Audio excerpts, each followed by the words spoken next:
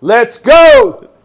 All right, welcome to the 5-0 podcast. We're a bunch of retired police officers just having fun. Here today, we're just going to impart some wisdom, talk about some crazy stories, things we've been through and things we've experienced. To my right, I got retired Officer Carl Smith. And to my left, I got retired Officer George Mejia, and I'm retired Officer Frederick Diaz. All right, guys, let's get into it. The first topic we're going to talk about, homosexuality in law enforcement. What are the pros? What are the cons? And any gay stories you may have. Or, shall I put it, gay stories. George, Well, you want to start? Yeah, in my years at the PD, I've encountered some. I don't have too much negative comments, so to speak, about them. The ones that I dealt with. I mean, at the end of the day, you just want every officers to do their job. That's all we want.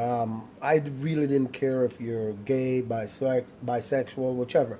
Once you come and do your job, as far as covering me and knowing what you're doing, knowing your job. But I think we had, I don't want to count, I think at least three, minimum of three, but they were all good. Three gay? Yeah, law enforcement three officers? fully gay officers and Female, male?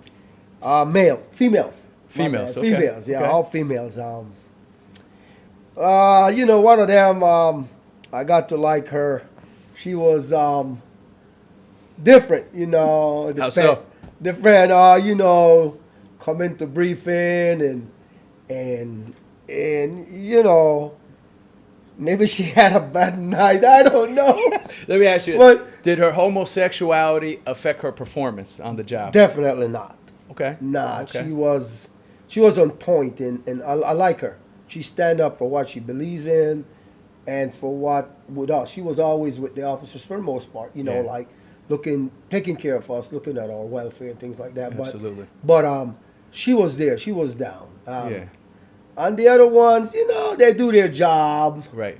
But nothing exciting. But yeah, they do their job. So you're basically for homosexuality in law enforcement. Actually, So it doesn't affect the job at Actually, one bit. Fred, yeah. I mean, moving forward, I'm a firm believer that if you are working with me as an officer, I just want you to do your job. You can't be scared. Little things like that. We go Right. through where we meet male officers that are scared to get out there. But, once, it doesn't matter to me. I don't think it should, my personal belief is, I don't think it should affect the department at all once Yeah. they come out there and do what they got to do, Right. and not interfere with trying to hook up with a fellow officers, whether it's male or female, Right.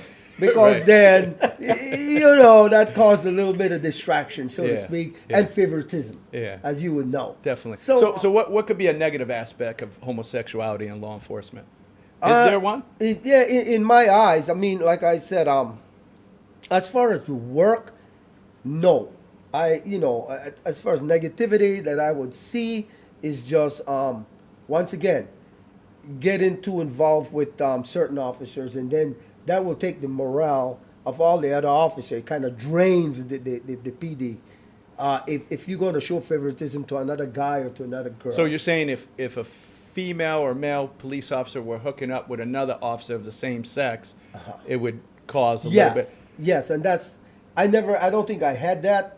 But I think it would be the same way if they're hooking up, even if they're heterosexual. You know what? right? You're so right. Yeah. Even with a male versus guy or guy, yes, you're right. Yeah, It yeah. will affect the The morale, the right? morale of the PD. Yeah. And let me ask you something based upon that. Have we ever had an experience like that?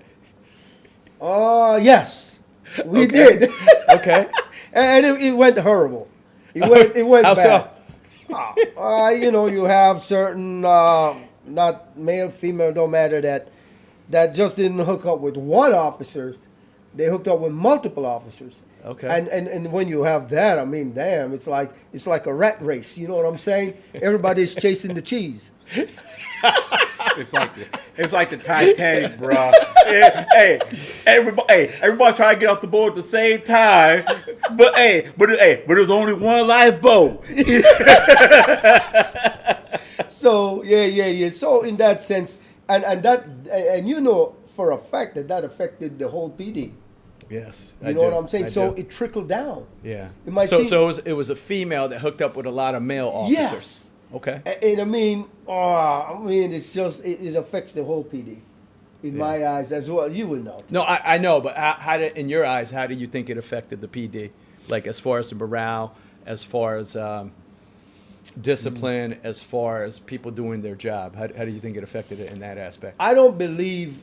Well, let me roll back. Yeah, it did affect certain officers doing their job because I'll tell you why. Let's say this female officer got a call. All right, she's well covered. These other guys would flank to that call, and not give that female officer an opportunity to do her job, Right. because they would take over, and they would be like, "Yeah, I got this, I got it," which it shouldn't be. So they would take care of her. Yes, Because so because on the back end she was taking care of them. Yes. Yeah. There you go. There you go. I mean, it is what it is, but that's the only Okay. I think it does, and I didn't work in a huge department, so it did affect us. Yeah. To some degree. Yeah, definitely. Yes. What do you think, Carl? Homosexuality and law enforcement. Overall, I don't have a problem with it. As long as you come to do your job, I don't have a problem with it. Just do your job, all right? Now, if you can't do your job, like anybody else, if you can't do your job, you can't cut it. You need to go. But it's not a. I don't think that part of it. If we're talking about homosexuality, that part of it, I don't think changes from whether if you're straight or if you're homosexual or lesbian, whatever the case may be. I don't think that part changes. Just if you're able to do the job, you do the job. You can't, then go. That's my take on it. As far as working around, I never had no problem working around them. As long as you come and cover me. Now, if you don't come and cover me, we're gonna have the same problems that I would have with somebody that ain't. I'm gonna be ready to take you in the back, and we're about to whoop. We're about to fight because some things that shouldn't happen. Any gay But- stories? Well, I have one. Well, over this way, the person that I know says they were gay. They had a significant other, and they're both the same sex. Right? Two females. But then they tried to kiss me. So So maybe they were bisexual. I don't know. I don't know. And again, but it comes down to, but like I said, that part of it, yeah, that might have made me feel uncomfortable, but not to the point where I'm gonna go tell HR in the morning. Right. Man, There was none of that. yeah, it was We don't do none that. of that. I respected the person. I never had a problem with them. They took care of me, Yeah, and definitely. that's all that mattered to me. Yeah, Yeah. as far as I'm concerned, I think having homosexual officers is great. For diversity, because your department should be comprised of the type of officers that you have within that city. So in the same city, if you look at demographics, you may have black, you may have white, you can have male, female, gay. So I don't have a problem with it. I think it's great. I think you do need all segments of society within the police ranks because it's comprised of what's in the community. Yes. As far as any gay stories, I don't think homosexuality is a big deal, but rather bisexuality is kind of what goes on now within the police ranks. So there was one particular officer. He basically was. I guess he wanted to be in the drug unit, and at the time I was in the drug unit. He was always trying to come to our division, and he was always trying to help us out. and he was always volunteering for different gigs and everything like that. He wanted to be in the drug unit so bad. So basically, he invited us to like a party. And at this party, so it was the entire drug unit and this officer. So we went to this party. Party was in a big mansion, man. It was really nice layout, food, you had women, you had drinks, you had the whole nine. But it was kind of odd because at this party, there was basically guys dancing with guys and girls dancing with girls. So then, lo and behold, I just started talking to people because I'm kind of like, what's going on here? As I'm talking to people, this dude bumps into me. No lie, he bumps into me. This dude's buff. He's like 6'3", all muscle. Bumps into me. And he turns around. He chuckles. He's like, "Hey man, did you grab my ass?" And I'm like, "Bro, I don't get down like that." And in those days, I was willing. Those are fighting words almost. So, and I was drunk. So, needless to say, people held me back, and he kept doing his thing.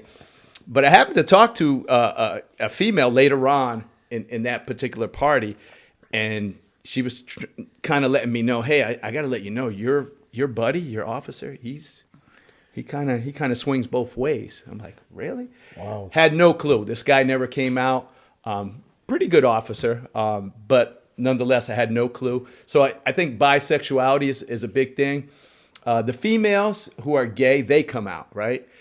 Because there's a commonality. If you got a female officer, right, what do they like? They like vagina. What are all male officers like? Most of them, vagina, right? So there's a commonality. So that's more accepting than a male officer who's gay.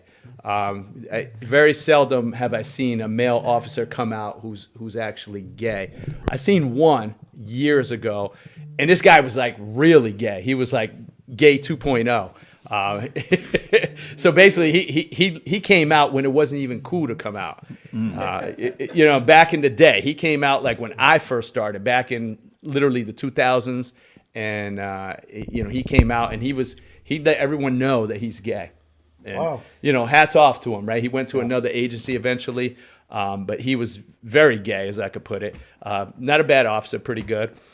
We also had a gay dispatcher. This dispatcher knew that I was Puerto Rican, right? So like, I don't know, every couple months, this dispatcher would tell me that he's Puerto Rican. And I would always be like, it's a black dude. There's no way you're Puerto Rican. And he would say, "Yeah, I am." And I say, "How so?" He would say, "By injection."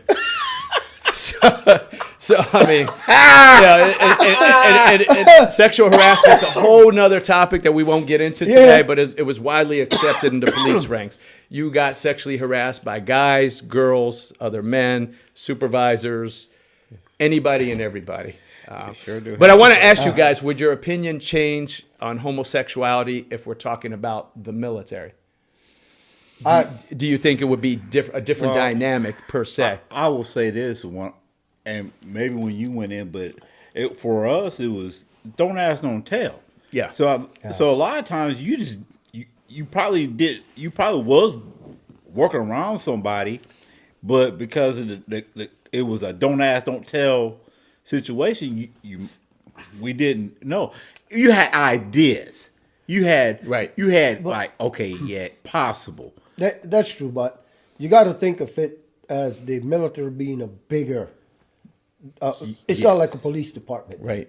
So with the military, it's. I mean, you would see them and know them, but they might not be in your direct contact, so to speak. Right. Yeah. Right. So I cannot speak for my time in the military. I didn't work with any or nothing like that, but in the PD, I worked with them. Yeah. So to me, it's a little bit different.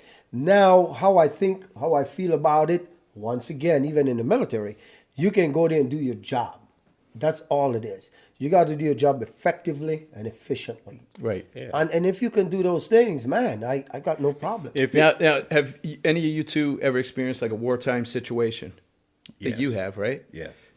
Were you like kind of in a pit? Were you in a tank? Were you in close quarters? How would that dynamic affect someone who's homosexual and you're basically in close quarters and you're in a wartime situation? Do you think would it affect? It would affect me if I'm a male.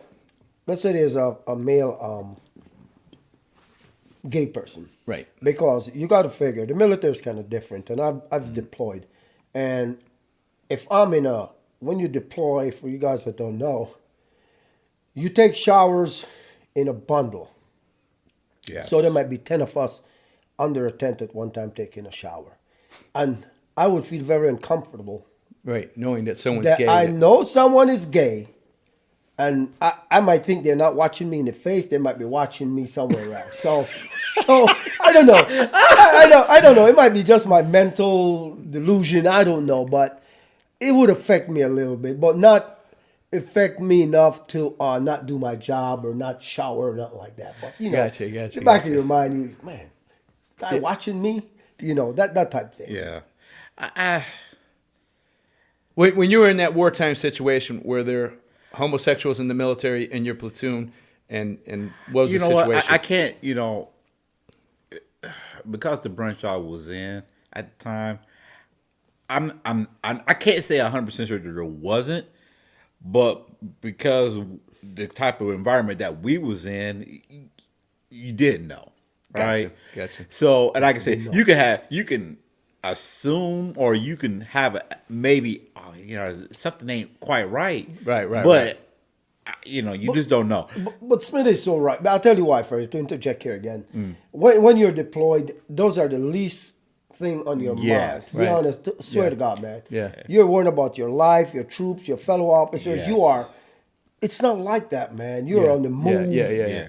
You know, it's a different. So we all agree that homosexuality in law enforcement or the military is not a big deal. It doesn't affect anything, Correct. right? Okay. Yeah, as long as you observe that you can do the job and you're trying to do the job. Yeah. I'm not worried about. Hey, you got my back. But here's the thing: whether or not you let that affect you, it's up to the individual person, right? Yeah, I agree. Yeah.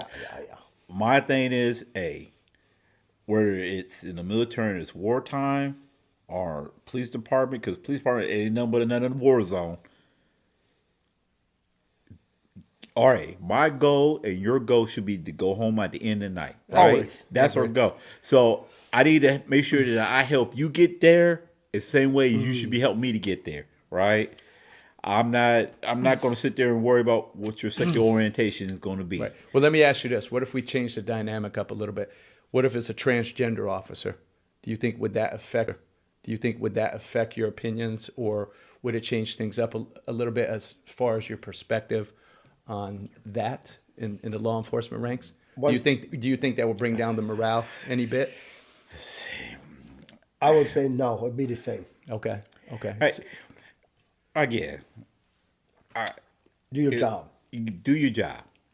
If you do your job, I'm not going to worry about.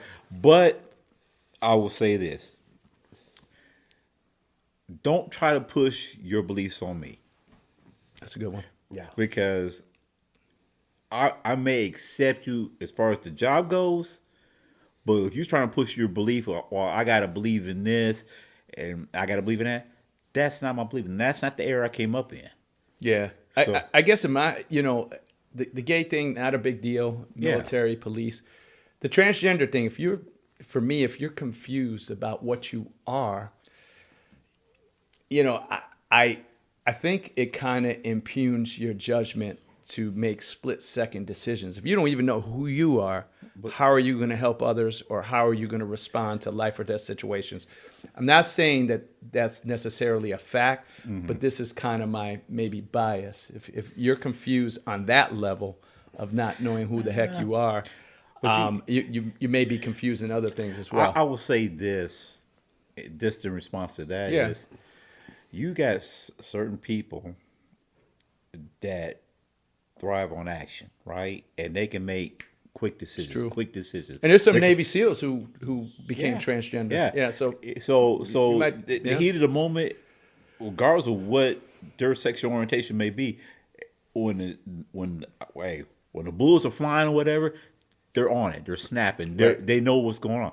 So I'm not going to say that just because being if they want to be transgender or whatever the case may be, that's going to affect their decision making, because I can't because point. hell, I know guys that can't make a freaking decision. That's true. That's You true. know, Guys who are straight, right? yeah. Let me ask you this: so if you're taking a shower, right, and there's another guy or a transgender taking a shower, has breasts and a penis, and they're taking a shower next to you in the locker, what do you think? How would you feel about that? Would that affect your judgment?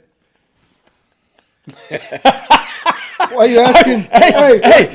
Hold on, guys. Like, this is a legit question because transgenders are getting hired by police departments, and they're openly transgender. Now, sometimes you have to have a different bathroom. You have to have what do they identify as? So here's the thing, and people may get and mad. maybe we need a female retired officer to talk about that. If you get Well, a guy, I got an answer for you. Well, Okay, go ahead, Smitty. People may get mad at what I may say. I'm sorry. I ain't trying to. Don't get butt hurt. I'm not trying to hurt nobody's feelings. But if I know that to be a fact and I see it, I'm leaving. I'm leaving. Okay, I got a different opinion. But that's just me. I won't leave. I won't leave. For the simple fact that this person have a breast and have whatever. And I mean, it might be more curiosity for me to just look like damn. Because I've never encountered one. So I'm showering, boom, this person comes beside me. I'm like, well, aren't you in the wrong, hold up. I got you. I don't know. Aren't you in the wrong stall here?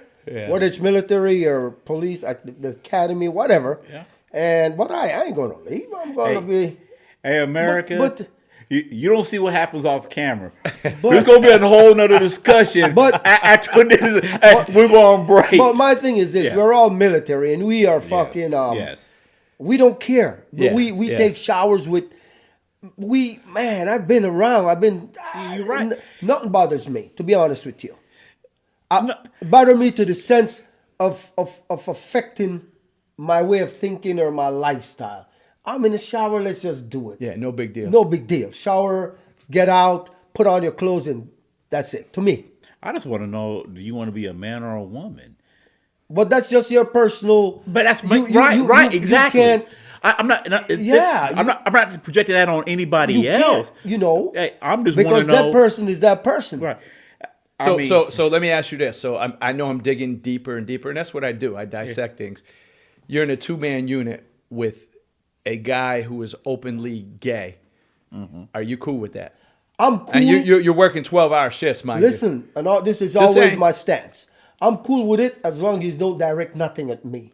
Okay. Absolutely. I am cool in a foxhole, on a stakeout. Just don't. Even in the shower too, right? Bro, yes. That- Don't that- affect me. Look, that joker might be a John Rambo. All I know. Yeah. Hey, That's a good point. all I know is, hey, this joker got the skills to freaking save my you life. go. So at the end of the day, hey, I ain't gotta hang out with you, but damn it, we're in the middle of a war zone. Yeah.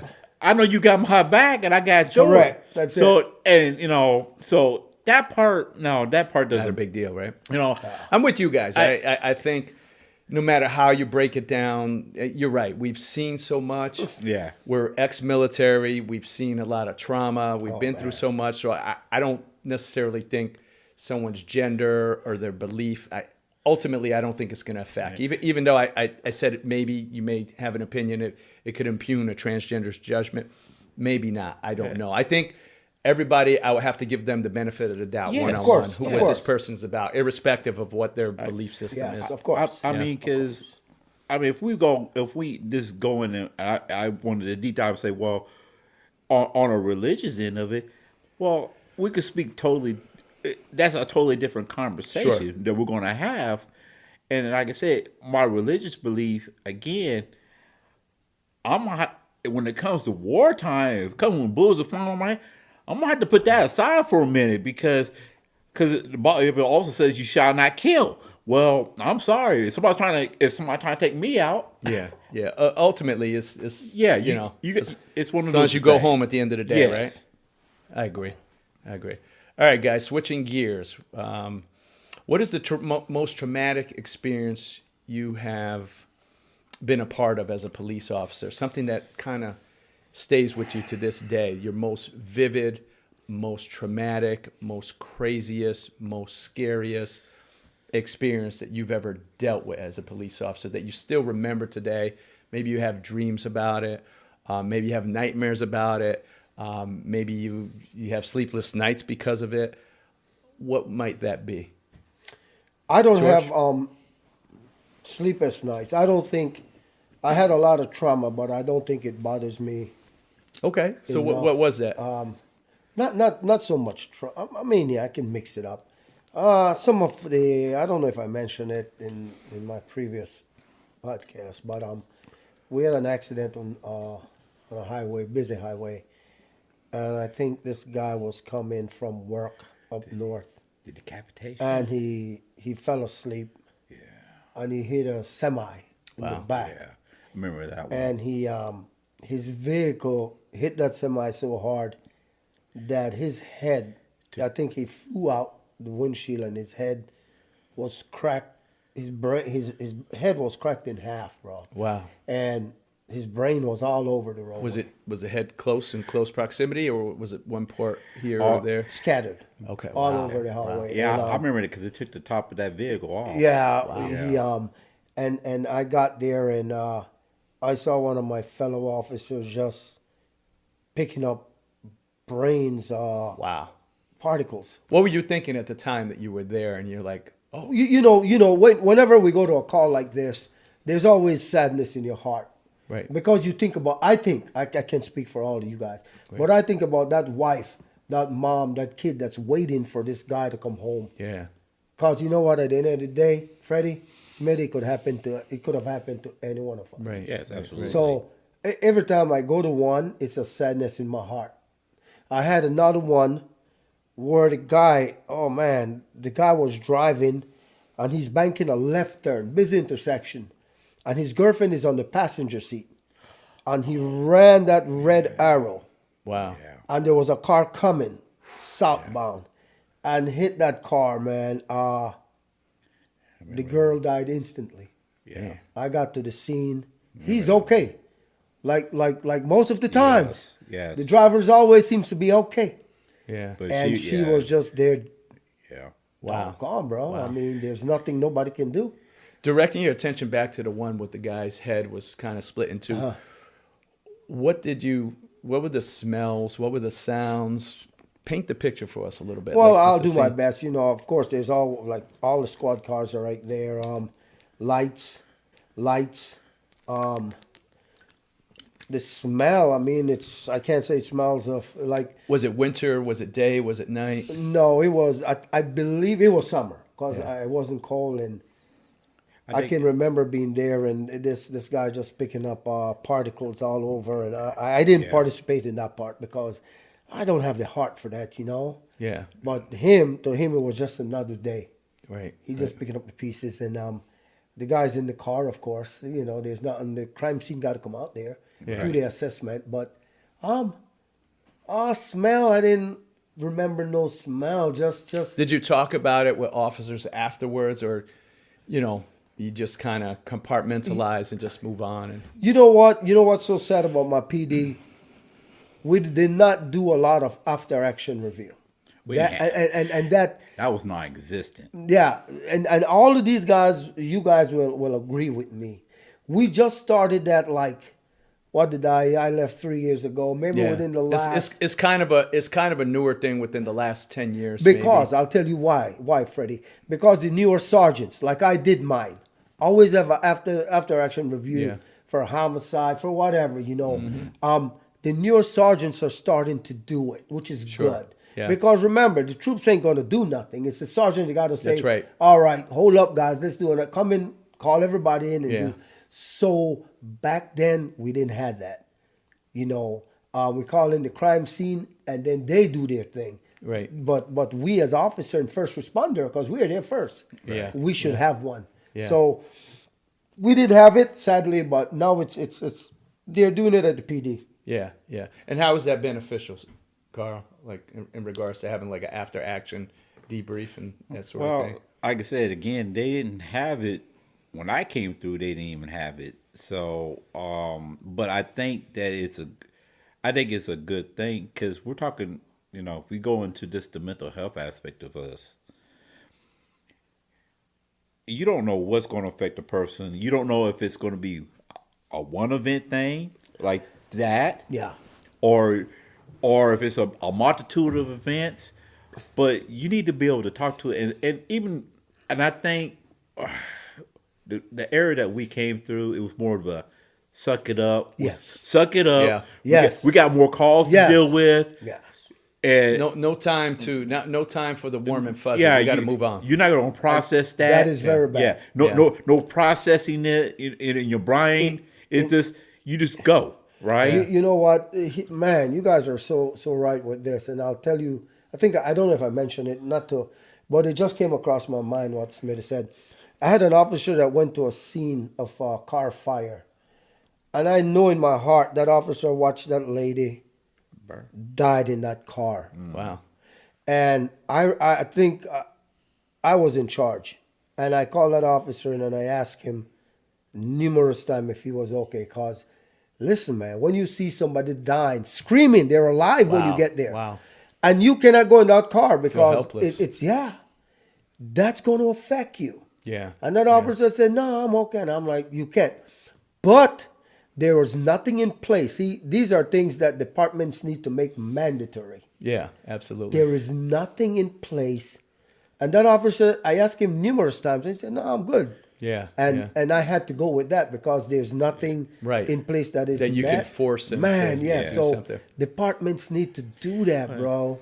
I would say. Yeah, you're and I know we're going to get to this topic, but your mental well-being is so very important It is.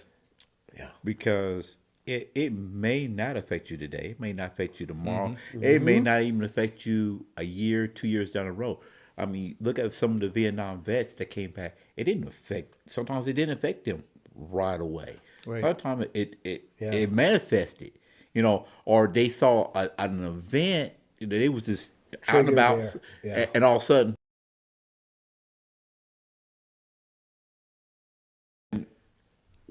as law enforcement, and I'm not even going to just put this on law enforcement, because law enforcement, fire departments,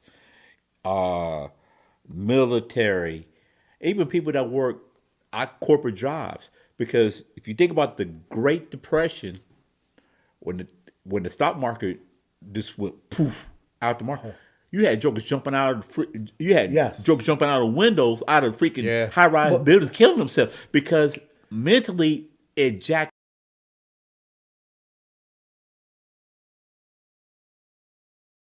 People, hear me out. You're here. right. You're right. So the military, you can call in. There's a crisis line.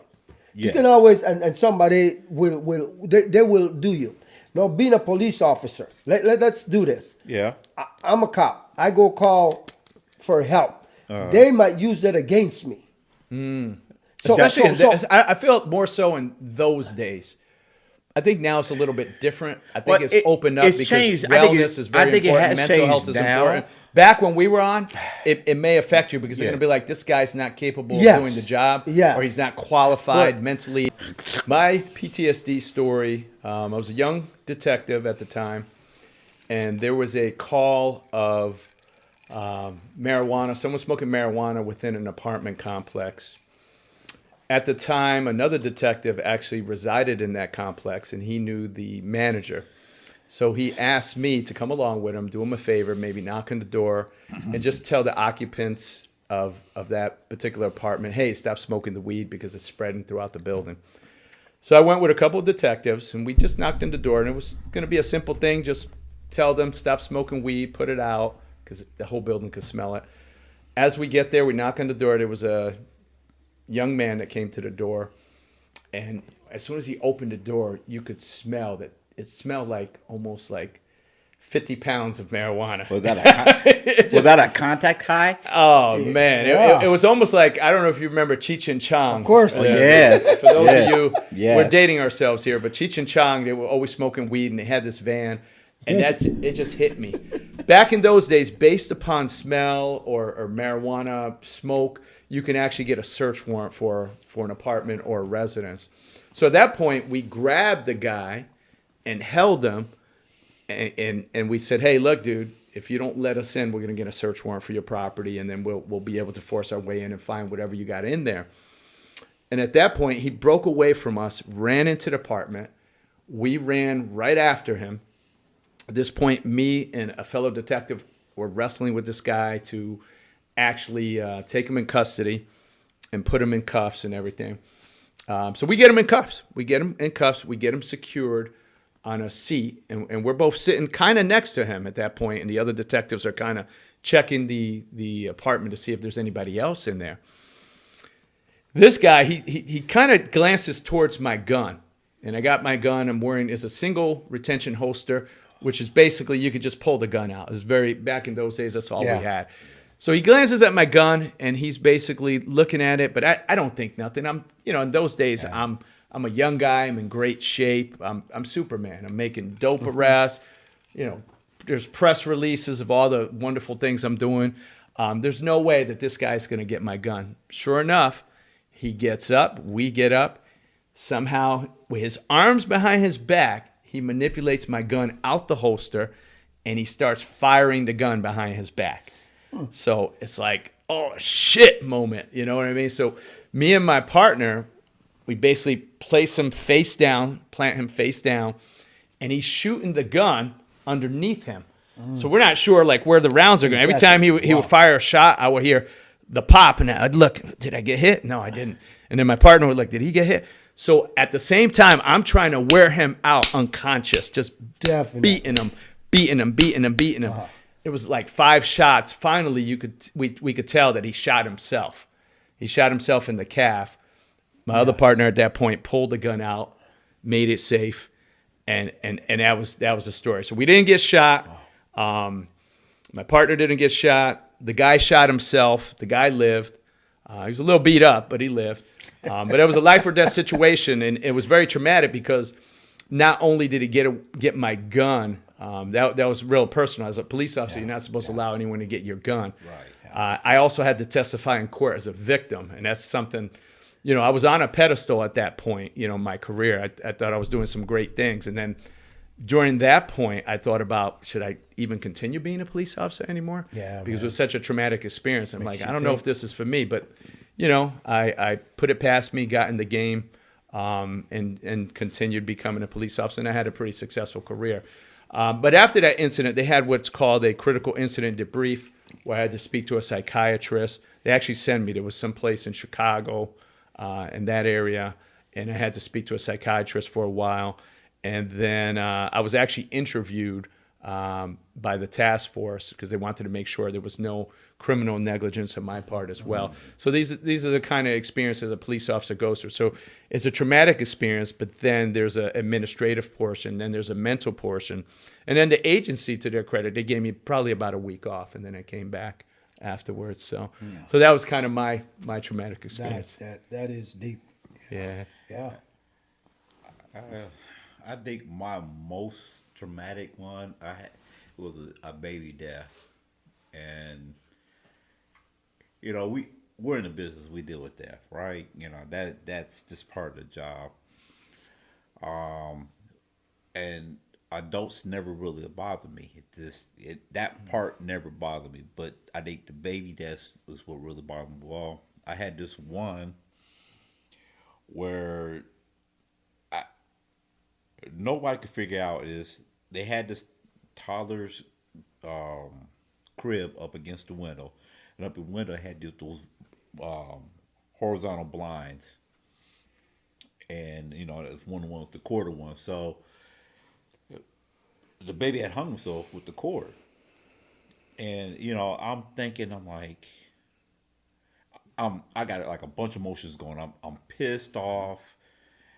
I'm thinking the parents are just freaking horrible. How could they be so irresponsible? And it's like all these emotions going through me. And it took, I started having dreams about it. And it was like, and I think it was more or less, could I have done something different? What could I have done different? But there was nothing that I could Nothing. have done. But I was so, I guess because, when you have kids of your own, you think about that and you're thinking, well, how can somebody be so irresponsible? That's, you thinking, that's obvious. Why would you have a crib up against a freaking window with horizontal blinds with a cord hanging You're down? not thinking. Yeah, and it was Not in it, fit. all this was just going through my mind, Wow. and it, like I said, I didn't say anything to anybody about it, I didn't talk to a shift supervisor. I just like, you know what, I went home that night, and I was like, I'm thinking to myself, and I'm like, this is just Once again, effed up. Yeah. they don't have enough out there for officers. Yeah. Enough to assist us. They just think, oh, it's just another day.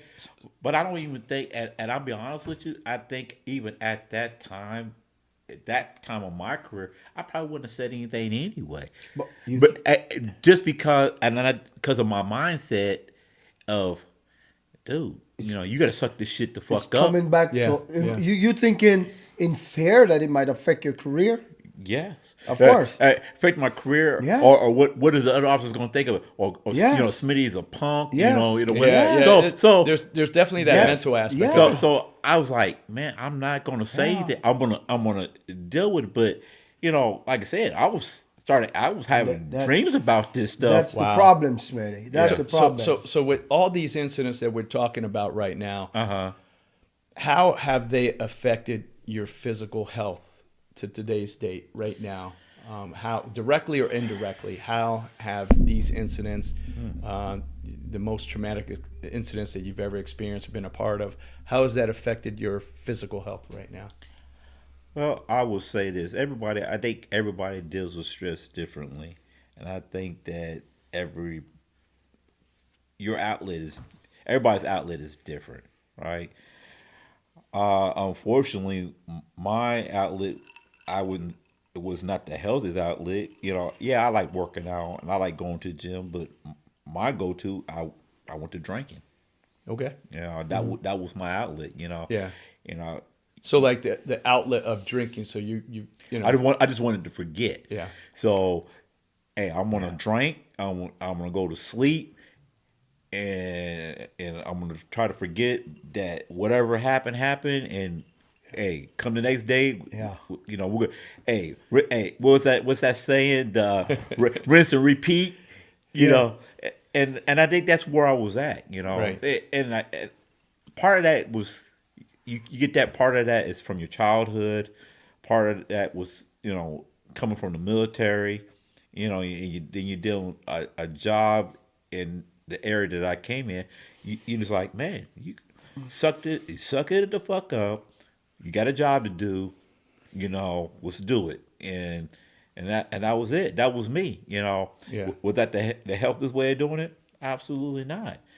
It's not. And if I think back now, if we actually at our department had a proper outlet, a proper way of, hey, talking to somebody is somebody recognizing, hey man, this guy might need to talk to somebody. Like the mental health aspect. Yeah. And then maybe, I'm not saying 100% sure that it would, it would have helped. I'm sure it would have helped. But I think it would have, Yeah. just to have the outlet, because if you're talking to other cops about it, all the cops got the same. Yeah, they got the, yeah, got they the all same got mentality. PTSD. We all got the same Yeah. mentality for the most part. So you're not going to talking to them. And Yeah. you don't want to sound weak in front of your boys. Exactly. That's Yeah, it right yeah, there. for sure. So a lot of stuff you ain't gonna bring up to them anyway. Yeah. So for me physically, it affected me physically because when I first came on, I came out the military, 170 pounds, lean, mean fighting machine. Yes. As a police officer, you're constantly eating on the go. Yes. And they give us free food in the town we work for, right? So you go to McDonald's, you're eating Big Macs, you're eating French fries, you're eating anything and everything. So at one point in time in my career, I started at 170. I was lean and mean right out the military, working out every day. And I ballooned up to about 235 pounds. Ooh. right now I'm 210. I'm a retiree. I work out every day. But, you know, the long hours, it definitely affected. Coming from the military as well, you're always eating on the go. You're always in a hurry. You always got a place to go.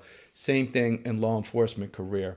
So physically, I think bad eating habits, it Yes. kind of influenced that. Yes. And then that kind of influenced my health a little bit. High cholesterol, maybe a little bit of high blood pressure and other things. So it definitely influenced bad eating habits physically, and I gained some weight as opposed to when I Yes. first started. Your health takes a turn, you know, Yeah. because you don't think you let things affect you, but it actually It is does, affecting you. no Yeah. matter what you think. Yeah, George, for sure. how do you think, being a police officer has affected your emotional well-being? You like just like Smith says, maybe I start drinking a little bit more. Okay. You know, I've seen a lot, done a lot, like you guys said. So, I mean, everybody will tell you that knows me. I like to. I don't want to say party. When you say party, it's kind of wide, but I like That's- to be around people. Well, And, you're a social guy. Yeah, right? social encounters, and that's what I'm driven by. You know, I'm older than these guys right here, and you know, but we all did the same work, and I think I would consider myself a weekend drinker. I like to drink on the weekend and hang out with the guys, but I don't. I think more drinking would be. I don't think a lot of other stuff bothers me. Yeah. I really nothing, you know. Some people are financial, some people are relationship, you know. I have a healthy relationship Yeah. throughout my police thing, and you know, I got a wife, been married for a long time, and you know, we got a good marriage. So Good. Praise God. Yeah. How about this, guys? How Yes. how has being a police officer affected your personal relationships? Oh man. Whether it be friends, casual friends, whether it be people you meet, people in your family. What do you think, Carr? Oh man. Well, I'm gonna put two things together here. I'm gonna put my military career in there along with along with being in the police department. And being said, your personal relationships is going to take a drastic hit. Yeah, definitely. It's just going to take a drastic hit because a lot of us focused on. I'm not even gonna say. I'm not gonna say us because everybody's different. I'm about yes, family comes first, but for certain things, I used to tell my wife, what I do pays the fucking bills. Simple as that. You like this house? You like this house you staying in? Well, guess what? So it affected your relationship with your wife. I don't mean to chuckle, but what No, I'm it saying is- did. It affected wife, girlfriends. Period. It even affected with my kids. Yeah. So you were short. You were short with people. Yeah, I had no patience for BS. Yeah. I had none. And that's indicative of dealing with the job for years and years and seeing the craziest and people at their lowest times, right? Yes, go ahead. I think it affected me because I was money driven. Gotcha. Money driven, I'll tell you what. And all you guys, mainly, you know, you can tell. The PD we work at, money was overtime. So Heck yeah. what happened is you're driven by money. It's easy money. Well, I shouldn't say easy for you guys that are non-cops, but we would be there and I would be pumping 12 hours, 16 hours, 18 hours. And you got to realize, guys, that does take away from family. So That's a good point. It Yeah. affects your relationship with your It spouse. does. It Yes. does. It affects your relationship with your kids. Yeah. Yes. I will honestly say, you know, we You're constantly missing it- birthdays. man. You're missing holidays. Anniversaries. You're Fred, missing anniversaries. Fred, I'll yeah. tell you right totally, now. Totally. And I'll tell all these people that are listening to this podcast. I have taken away a lot from my kids. Yeah. My kids, because I was a workaholic. But then you flip the coin and they have a good life now. So I put work ahead of family, Family. which is wrong. Yes. Which is wrong. Praise God, thank the good Lord that I still have an intact marriage. Absolutely. Because a lot of people don't survive that. Yeah. You know, when you're working, Yeah. your wife could be playing. That's true. Happens to a lot of people. Yeah. But yeah. yeah. But I was fortunate.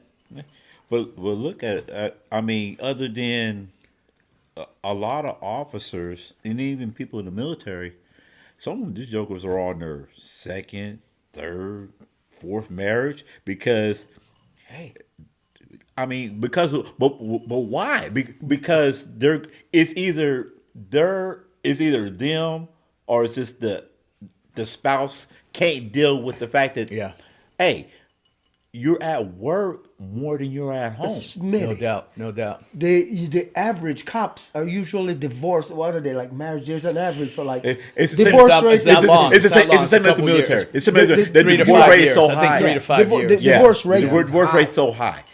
I think with me, you know, how it affected, I think my wife's definitely affected as well. So I got PTSD, but I think she does too, because throughout our marriage, like I could recall, like she would call me, you know, just normal jobs, you answer the phone, but I'm like, hey honey, I'm on my way to a homicide. I gotta go. Hey, I just kicked this door down. Yes. I'll call you back. You know, so in her mind, it's like I'm either kicking a door down, I'm investigating a homicide, I'm going to a accident crash scene where someone might have died.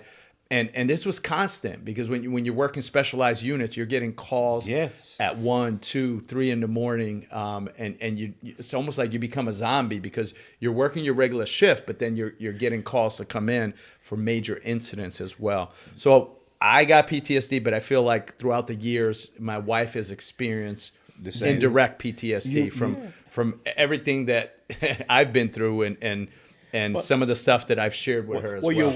Your wife is just an extension of you. Absolutely. You know what though? I have never thought about that until now. Yeah, it's crazy. And right? I bet my wife. Oh, she got it too. There's no But doubt in my mind. but think about this. Like your wife was kind of in the same business that we was in. You're right. You're right. And You're right. So think about She was a dispatcher Yeah. for the audience that Yeah. that don't know. And so all those calls are coming in. Yeah. And She's taking she's, it all she's taking in. all that Yeah. in. So now You're right. So not only just dealing with the stress and drama that you're going through, she's dealing with her own. right. You're right. On the Yeah. same note. No doubt. So I never thought about it, Smitty. I didn't have to, I didn't have to experience that because my wife wasn't in that business. Yeah. My wife just didn't understand this. How is it that, you're in the bureau and you're supposed to be doing juvenile cases, but you're always going in for a homicide?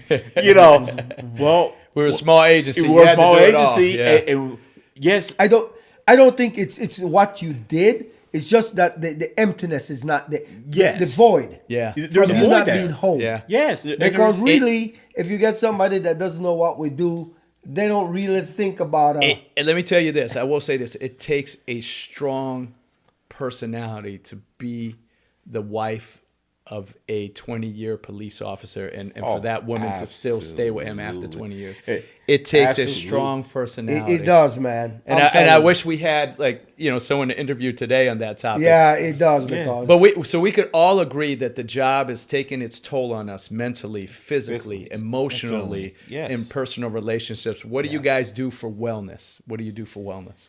that's easy for me. What do you do, man? For wellness, I go out with my wife every weekend. Okay, I thought you were gonna say something No, else. no. Every weekend, that's the next topic. I look forward to go out with friends. That's awesome. And we go out every week with friends. We So gotta- social Oh, my settings gosh, and hanging yes, out, that's- having a good yes, time, yes. having fun, right? Oh my gosh, yes. And my wife, sometimes she complains that I kind of overdo it, but as a lion, as I am, I don't think so. you're an old lion. Hey. Yeah, you're old Dusty. You a stopper. my You're God. like Dusty Hey. Line, bro. You can't get Brush the dust retired. off of me. But back to the topic, bro. I look forward for weekends, Yeah. spending time with my wife. Oh, that's beautiful, man. Yeah. I love that. That's what I do. For That's good, man. That's good. Smitty? Makes me happy. So my thing is, I love the fish, man. Okay, that's what's up. I Yeah. love fish. You and the fish. Yeah, me and the fish. You know, I could go out there. I could go out on a lake, and I could be out there for hours, and That's I am beautiful. content because it's just me. You know, it's quiet, other than other boats run, but I ain't thinking about the other But boats. is it catching a fish or just being out there fishing? Like your mind. I mean, I gotta want to catch some I fish, want to right? catch fish, Yeah. but it's just it's serenity because okay. I'm out there and it's peaceful. For me, it's peaceful. You know, I'm not dealing with no drama from the house or anything like that. You know, because you know, like I said, other than I spend a lot of time working on my house, remodeling my house, but I gotta, you know, there's got to be an outlet, and Yeah. so and I feel that, you know, a lot of times that I've missed like hanging out with my father and hanging, you know, with my mother. I'm trying to make up for that now because they're getting older. Yeah. And I know Definitely. Time is short, right? yeah, time is short. Definitely, And right. I don't want to have no regrets that I didn't. No regrets. No regrets. Yeah. I don't want to have any, you know, any of that saying, well, man, I should have spent more time because, you know, I'm spending as much time as I can. Yes. 'Cause, you know, and doing the things that I enjoy doing. Right. Right. No, that's awesome. You know, as far as me, my wellness, some of these guys make fun of me. So I do massages. So I get Oh, my massages, God. right? I do what's called a shiatsu massage, where you're basically lying on your face and you have a person walking on your back, and you're not clothed. You're fully undressed during this massage as well. But it's great. It's the deepest type of massage that you can actually get because a hand massage is probably not sufficient. So hold up. So all right. Let's say why don't you get that little thing up there and have your wife just get on Yeah, you so basically and massage the you? person has there's like two bamboo sticks and it's attached to the ceiling and they're basically walking on your back and they're hitting like pressure points in various areas of your body. So I do that. I also do acupuncture, which helps. I do something called Stretch Works or Stretch Labs, where you kind of go there and they stretch you out for about an hour, and it's great. Now, my daughter's an esthetician, and this is Very not good. this is not gay, but I kind of do facials. I get Hey, man. my eyebrows done as well. Hey, it doesn't matter how Smitty and I think. It's how you think about it. All the Hey. America wants to know though. America wants to know. I get waxing sometimes. Oh, There we God. go. There we I go. gotta keep That's it what real. America Oh, wants to know. But this, I got a sauna in my house, so this is all self care, guys. You have to take care definition of is yourself. self-care. I work out every day, so I got a beautiful gym. You guys can't see it unless I tilted my camera over there. But I have an amazing gym, and you know, and then you know, as far as the spiritual aspect, I think that's a part of wellness as well. Yes. So it's mind, body, spirit, physical. I believe in Jesus Christ, and I serve Him, and I pray to Him every day, and I have an ongoing relationship with Him. So Absolutely. Great. That's yeah. great. Yeah, so that's One day, me and Smitty are gonna be there with you. We're working on it, right, Smitty? Not the bikini line. No. No, I ain't working on that. I'll believe that one alone. That's all. That's right, all guys. ready. Okay. we're gonna segue into another topic: sexual addiction and law enforcement. Oh my goodness. And let me ask you this: why are officers so hyper vigilant when it comes to sex? Why are they addicted to sex? A lot of them. I'm not saying all police officers, but a lot of them are. Now you mean by addiction? Now I mean, so You said my addiction? no.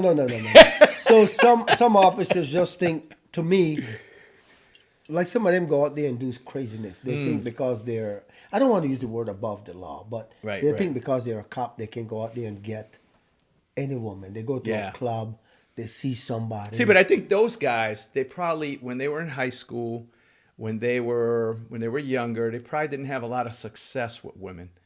And then some of those guys get the badge, and now women sometimes see them in a different light. I think it's the badge, Freddie. Yeah. I think they're driven by that. And Badge bunnies. Smith said badge bunnies. And that's why they get. What's a badge bunny? That a badge bunny is a woman groupie or a male groupie that gets with the person officer for the fact that they got a badge. Simple Gotcha. as that. No ma- It's like being a rock star and you got an entourage. So it's a police officer groupie, right? Yeah, it's Essentially. police officer So groupie. does that make the officer like Freddie said? We're looking at for being addictive. Does that given the being that audience is out there? Gives Is enough. that- It opens up an opportunity that they might not have had before. So if they already had that impulse in them, Yeah. well, now you just open the door for that impulse because now you made it easier. Okay, I just okay. think I'll tell you this. I think police officers. So we could take us as an example. So we worked hard, right? We've seen a lot of crazy stuff. We were adrenaline junkies. So you're constantly running on that adrenaline high, right? So the same adrenaline high that you got from on duty, all the action, shootings, doing search warrants, chasing people, vehicle pursuits, all that adrenaline that you're taking in on duty, and you're fulfilling that adrenaline high. You're a junkie, right? Off duty, what happens? A lot of times it's not as exciting. So I think sometimes the guys who have that adrenaline junkies on duty, they kind of segue into adrenaline junkies off duty, and sometimes that can catapult into sexual addiction. You think there's a separation? It's hard to separate, and from a personal level, it's hard to just kick in a door on a search warrant, chase someone just shot at you, and then now you got to go home to your family, and now you got to read your daughter a book. It's hard sometimes. You could do it, but it's hard to come off of that high because it's such an adrenaline. Sometimes it can be very difficult, at least for me on a personal level. I can't speak for anybody else. I mean, I'm a firm believer is this, that if you're addicted to sex, you was addicted to sex before you became an officer. Definitely. I don't believe that was just something that manifested all because you became an officer. You was addicted to sex before then. That's just my personal take on maybe. it. So I don't. I think as a police officer, you're more accessible to the entire community. What you're right? accessible. So you're going to all these calls. You're seeing women. Yes, you're going to right. businesses. Yes. You're We've going been to there. clubs. But you're that's going to- but that's the only thing that has changed. Yeah. That is your accessibility. So you're saying you were predisposed to do You that was already anyway. a- Yeah. Yeah. Well, and he's so right. I'll be honest on this Yeah. podcast, but I'm addicted. Hey, okay. I'm addicted. You're still addicted? Yes, Okay. but just with my wife. Hey, that's I got that's older. Okay. Hey, I got older and wiser. Good answer. Yeah. All right, so I got a story. I got a story. So I remember I was a young police officer, and it was probably like my second year. And I get a phone call from a fellow police officer. He's like, "Hey, bro, there's a call about to come out for a domestic incident." Oh yeah. And I'm like, all right, cool. What you need, man? I got you. He's like, they're about to give me the call, but I can't take it. I can't take that call. I'm like, why not, bro? I mean, I see you got no calls. You ain't doing nothing. He said, no, because I banged the dude's wife, and she's currently getting in a domestic with her husband right now. Cause of him. About me. About him. And she's like, he's like, I need you to take this call. All the other officers, except this one officer, are busy all over town. So I roll up to the scene. And prior to getting to the scene, first of all, I'm like, this is some bullshit. What is this? What am I getting myself into? As I roll up to the scene, I see this dude, no lie. He's about 6'2". Looks like he got a body from Department of Corrections. He's all tatted up, light-skinned dude, and he's just pacing back and forth in front of this house. And he hates the police officer who banged his wife, and now I'm coming there because he actually battered his wife, and now I got to arrest this guy with no backup. So I'm like, shit, what do I do? Oh, man, this dude's going to tear me in two. Yeah. So I go there. I don't pull right up. I pull like maybe about a block of away, course, and I of kind of course. ease my way up because obviously his wife's not getting beat at that moment. He probably already did what he had to do, and I hear her screaming, like yelling at him. So, she seems to be semi-okay. So I go up there and I talk to this guy almost for like 3.5 hours.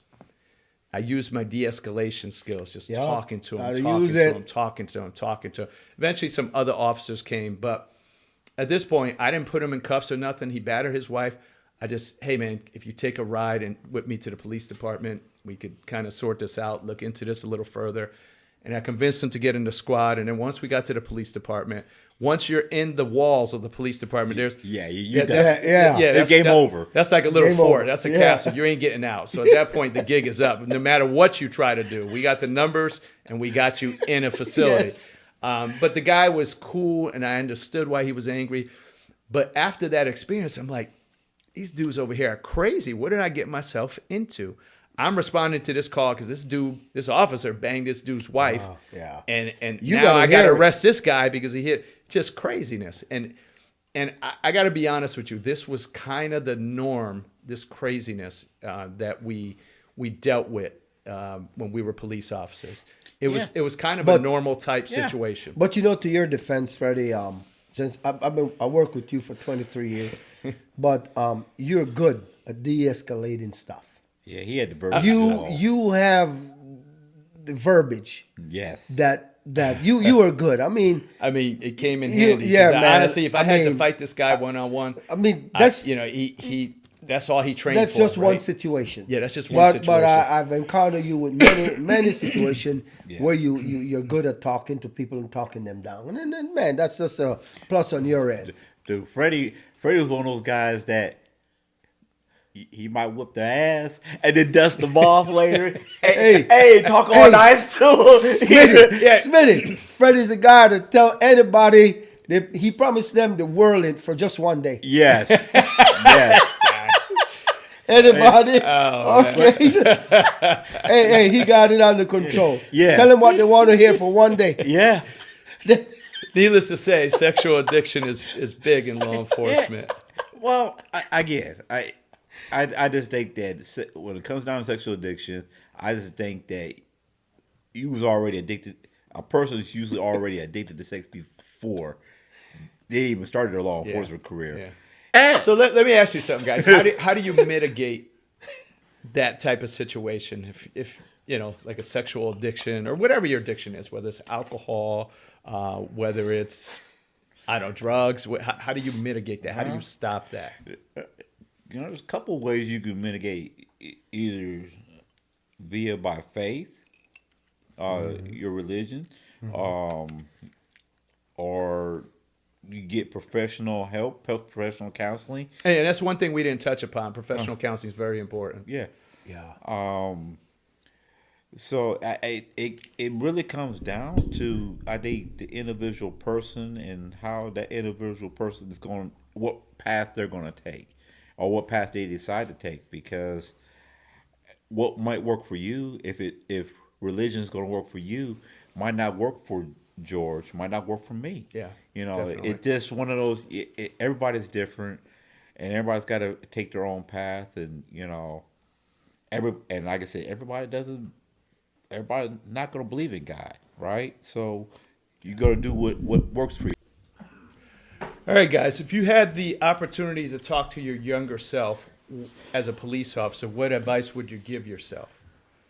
If you could go back 20 years, just starting your career as a police officer, what advice would you give to yourself starting out?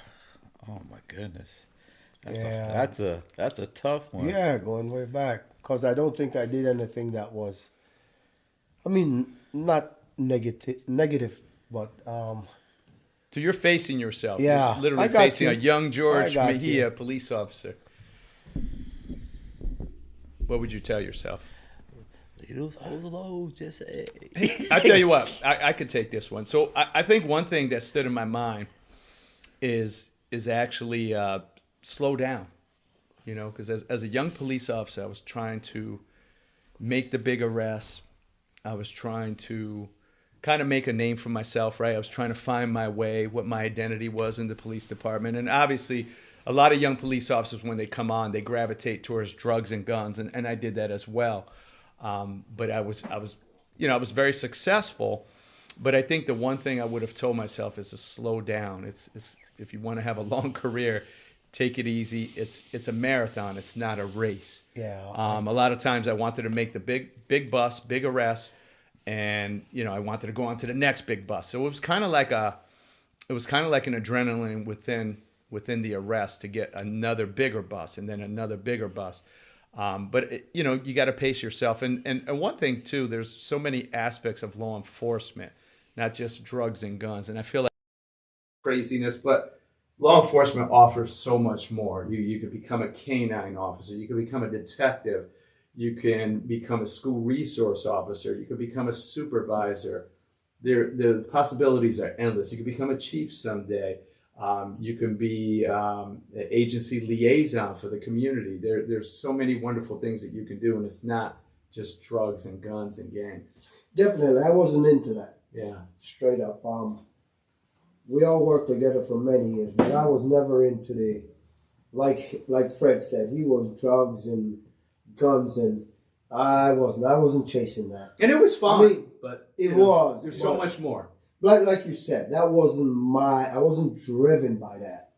I was more of a community. Like, I would have liked to do more for the community, which I never engage in. But I think even Freddie at his later part in his career, he started dealing with the aldermans, the chief Right. more.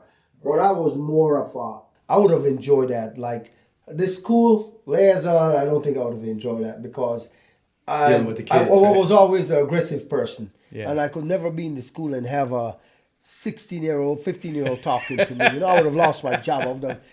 I would have probably choked them out. But so that wasn't my thing. So But you would tell your younger self more community. yes, stuff. community oriented. Yeah. You know, like get around. That was just So me. let me ask you this: why did you become a police officer? I know this is an alternate question, but I'm kind of on this topic. So I had no intent to be a police officer. After I got out the military, I told my sergeant major that I was going to be a cop. Unbelievable, crazy story. I left New York and I'm like, he's like, why you getting out? Da da da da. I'm like, man. So he's like, what you going to do out there? I said, I'm going to be a cop. He's like, no, be an MP here. I'm like, nah, I don't want to be an MP. So then I left and I came to Chicago and I didn't do nothing for 2 years. I worked at in a warehouse. Okay. Because that's what's my specialty in the military. So after that, I thought about it, think around, and then I went into the jail. I don't know why. I went into Gotcha. being a correctional Yeah, officer. yeah. And I think after being a correctional officer, that kind of start building me up to be a cop. Yeah, And definitely. then I cross over. But to be honest with you, I was designed to be a cop with all my personality, my traits, my ability, you know. So, Yeah. But I was always, Freddie, even as we speak today, I'm not into guns. Yeah. You know, like some people have like 20 guns. Yeah, me and- neither, me neither. I'm not into guns. you know? I got it at a necessity. What's wrong with you guys? Yeah. hey, I love guns. Smitty, what will you tell your younger self? That's interesting because I think as a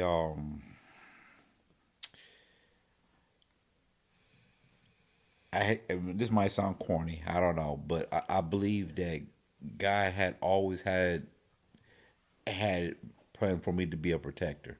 Awesome. And I mean, I went in the military, and then I knew I was going to be a cop. I knew that was my mindset. Because I come from a cop family. Oh, okay. And so my grandfather was a cop, and I was always so fascinated as a little kid. And I would I spent a lot of time with my grandfather, and I used to remember when he would get up in the morning, you know, he's drinking his coffee and he's got his uniform and he's going to go do it. All right, and then hearing all the cop stories and stuff, and then I had a uncle that was in the Air Force, but he was an MP. So you got a big military and police family. Yes. Wow. So for me, I think it was just a natural thing. And even though I got my degree in electronic engineering, that was not my passion. It was just, okay, I'm doing this because And you also worked at a bank at one point in I time, did. right? Yes. Yeah. I actually went into banking after I got out the military. I was a branch manager for about 3 years. but I was applying for police departments. Yeah, yeah, Oh. yeah. And it was funny because when I got hired on the agency that I did get hired on, turn around, then I got offered a federal job, Nice. and I was like, well, should I leave or should I stay? And I'm like, but I'm like, I like where I'm at because there's so much that I can get to. I said, I don't know any other place I could go and get the type of experience that I'm getting right now. Yeah, definitely. Right? Definitely. So if to sit there and tell myself what I do, what should you do, what should you not do, it's really kind of hard because I would say, if anything, don't get caught up in the BS. Okay. You How know, so? the politics of the job, because it's easy to Give me an get. example. Give me an example. Several. So,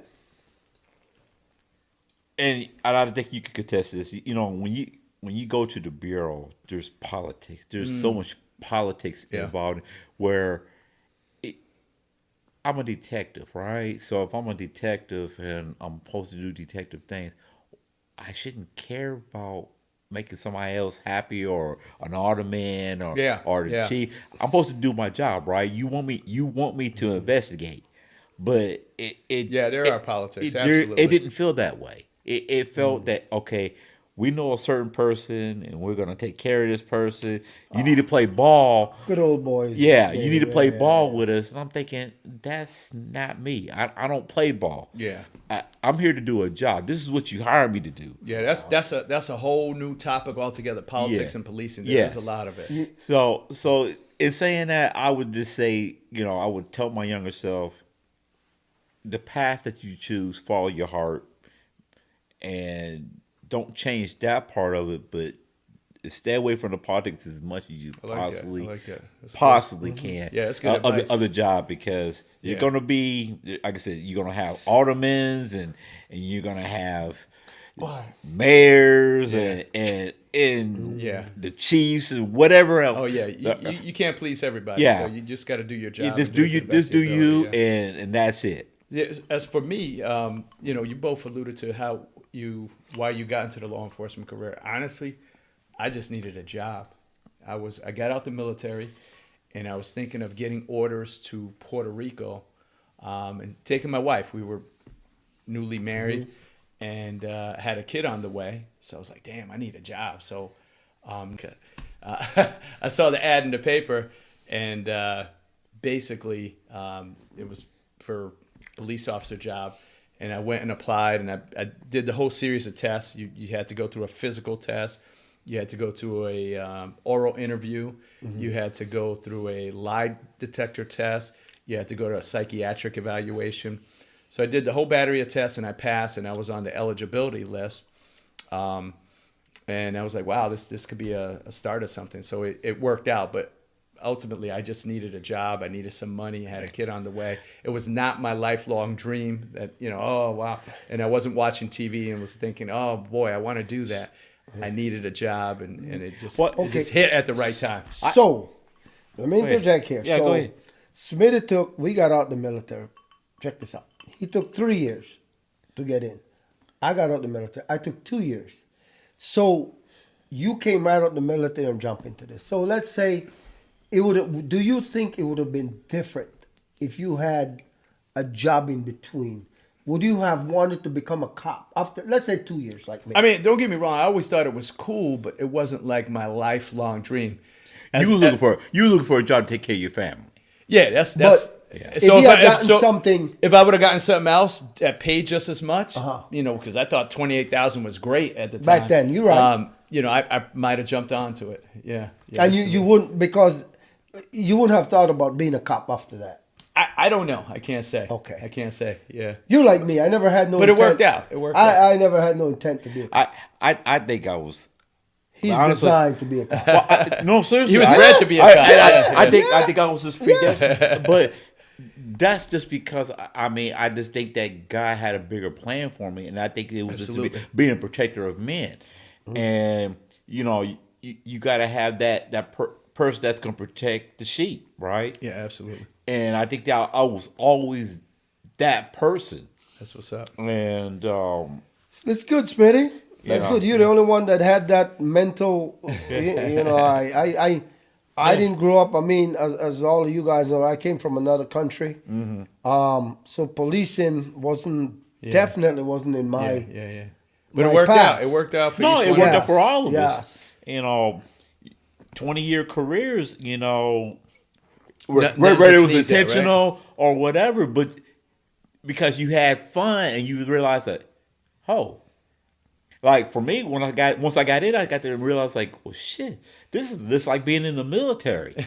I said, yeah. it's just like I said, the rank structures and everything is familiar for me. Yeah. And I ain't gotta listen to a bunch of whiny ass freaking, whiny ass bitches. I didn't stay in the military because I felt it was too structured. I felt like they told you what to wear, what to eat, where to go. They Really? controlled everything for me. So for me, I felt like being a police officer let me think out the box at least a little bit more than I the mean, military. even being in the fleet, as long as you were, Yeah. you still felt that way. I said, well, because I was at a training command. So, Okay, Yeah. so you stayed. So you stayed So in. it's very restrictive. Okay, As far as because that's I was concerned. I was out in the fleet. I know you- out in the fleet might be Yeah. a little bit different. I story. enjoyed the military. Yeah, I did enjoyed too. it too, but it didn't They- make enough. I didn't make enough money, and let's take a different topic, guys. So we're going to talk about police officer reforms. Why is it important? What don't you like about it? Why is it necessary? George, Reforms, man. You talking about presently or I'm talking about presently. Yeah, presently? I don't know. I don't think that the police department need a lot of. I shouldn't say that because there's a lot of things that I see that I don't agree with. But reforms are but change it to what sense? Reforms to what? Well, Like- let me give you an example. So, when we first started, it was, Whoop ass. it was basically, you whooping Nobody everyone's can. ass. Nobody can. Nobody cam. So there was zero accountability. So I think police reforms kind of assist in that area with the body cams. Let me help you out. But we talking about presently. We're talking we about already presently. got body cams. Well, Yeah. no. So I think what. Well, the police officer reforms part of it is the body Yes, cams. because think about it this way. When we all went through, we didn't have no problems with the judge and No, state's no. attorney believing us. none. But that also lied a problem because you also had we still had road cops back then that was doing some outlandish Look, stuff. George, I'm gonna put it to you You- like this. Look, I back in the day when I was a commander of a drug unit, I could Yes. literally get a search warrant. An based off informant, of listen, almost Definitely. nothing. Listen, pretty much. So Definitely. an informant can call me Yes. on the phone, Yes. on the phone, like anytime, like right now, and tell me, hey, I seen 15 pounds of weed in the basement of this particular residence. Just off of that informant's word, Yeah. as long as they were reliable, according Yes. to what, Yes. what the judge I thought was they there were with you. the reliability, Yes. I could get a search warrant off of a phone call. Yes. That is not the case now. No, everything have changed. Yeah, it's definitely changed. And when you say reforms, my mind goes straight to L.A. and New York. Yeah. Which part of L.A.?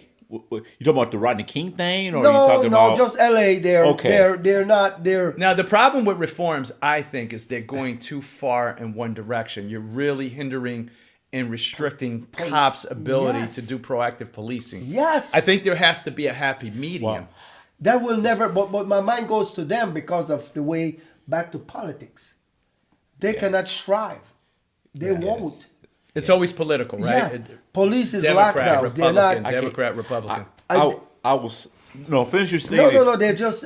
No. When he said that, though, my mind went straight to New York Yeah. because of the Well, let's talk about the New York. governor, the way he thinks. You talking about the mayor of New The York? mayor. Mandami. Mandami. Mandami. Yeah, the governor too. He's Why not? restricting everybody. Yeah. They can't do. I would never want to be a police officer in New York. Right. It's too restricted. How so, though? But look at what the I think I watched the latest where kids was throwing snowballs. Oh yeah, the Yes, snowball incident. So yes. so there was several.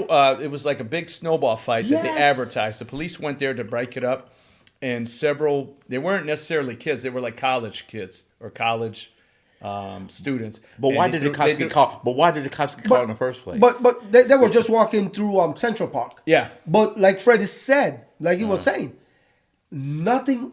You know nothing was done. When they asked the mayor, what did he say? Yeah, he Oh, said they just- it was an innocent snowball fight. Yes. Yeah. But the cops, to their credit, they still got a warrant for the guy who hit several cops with snowballs.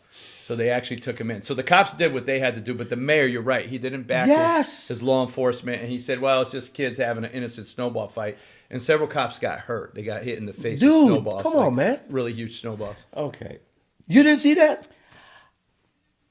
That was everything. So that's a you know matter. what? He's not supporting his police Yeah. department. right. Well, Yeah, Well, yeah. I mean, Right. we could say the same thing about Chicago. Well, I mean, let's be realistic.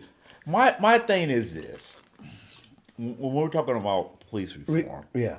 if we're just going to talk about police reform, there are certain aspects that need to change, yes, but there's parts of it that you don't need to be tying the officer's hands behind his back where they can't do nothing. Yeah, so there's one aspect of the Illinois reform bill Okay. where an officer is not allowed to look at his body cam prior Yes. to writing his report. Yes. That was on when we were in, Freddie. Yes. Yeah. That was Yes. on. I remember that we happened. couldn't go back. That happened right before I left. Yeah, Yeah. yeah. And then what's that's one. That's a big one. Yeah, it's a big one. And let's examine why they do that, though. Because they feel like Whoa. they feel like if the officer looks at his body cam, That's he's it. pro- That's he's it. probably going to, even if it's not the total truth, he's basically Yes. going to put everything he saw on the body cam just so it aligns no. with his actions. But do you? I think support- that's why they did it. Do you support I'm that? not saying no. I don't support that. Because not all the time you see. You might think you see something. Yeah. I mean, Well, if you- everyone doesn't have a photographic memory. Yes. I mean, so if but- I I mean, take think some about type it. of I mean- action, I may not remember every single detail or happens. aspect. But think about it this. We'll say all three of us show up to a scene. Mm-hmm.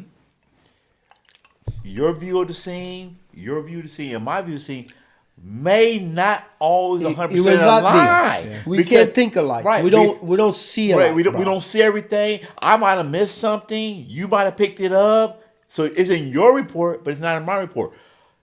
But here's the thing.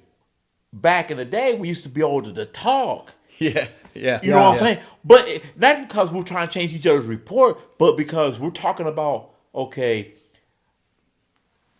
George says, man, well, this, and this, and this, and this happened, and this was the chain of events here, here, and here. Freddie says, well, this part happened, this, and this. It's a piece of a puzzle, right? And then I might say, okay, well, I saw this, and this. I didn't see or interpret what you guys saw, you know. So, but it's not like, okay, I'm trying to change my report. Right. It's just But- I didn't interpret it that way, But- right? Yes, but Smitty and Freddie. So we got to move forward. Check this out. Does reforms are they beneficial to departments? To I degree. personally think. To the degree. Yeah. Everything cannot be the same forever. The problem with certain You- reforms, I feel, is if you're hindering police officers. So a lot of times there are crime reforms because it becomes political, like you mentioned, and they're trying to help the black and brown communities. The problem with reforms is if you restrict an officer's ability to do his job, now you're actually indirectly affecting those black and brown communities. Because if I come to a scene and I can't solve a homicide, and the black and brown communities, who are the primary offenders? Black and brown people. Okay. Most of the time. So if you're hindering my ability to investigate those cases, now the people, when they make these reforms, they're not thinking of the black and brown victims in those communities. They're only thinking of the black and brown offenders, and they don't want injustices done to those individuals. But what about the victims of these crimes? You're right. You're right.